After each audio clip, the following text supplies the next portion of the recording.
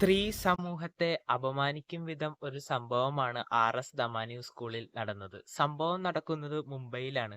അതായത് ശുചിമുറിയിൽ രക്തക്കറ കണ്ടതിനെ തുടർന്ന് വിദ്യാർത്ഥിനികളെ വിവസ്ത്രയാക്കി പ്രിൻസിപ്പളും കൂട്ടാളികളും ചേർന്ന് പരിശോധന നടത്തി.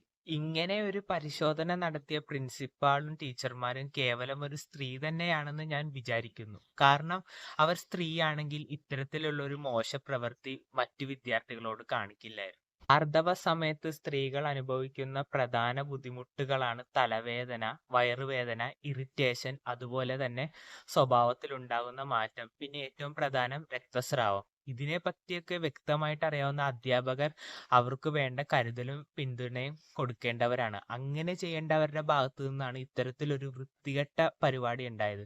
ഇവരെയൊക്കെ അധ്യാപകർ എന്ന് തന്നെ വിളിക്കണമെന്ന് ഒരു നിമിഷം ഞാൻ ചിന്തിച്ചു പോകുന്നു. സംഭവം നടന്നതിന്റെ ഭാഗമായി ഒരുപാട് പാരന്റ്സും അതുപോലെ തന്നെ പോലീസും ചൈൽഡ് ലൈനും ഒക്കെ കേസുമായി രംഗത്ത് വന്നിട്ടുണ്ട്.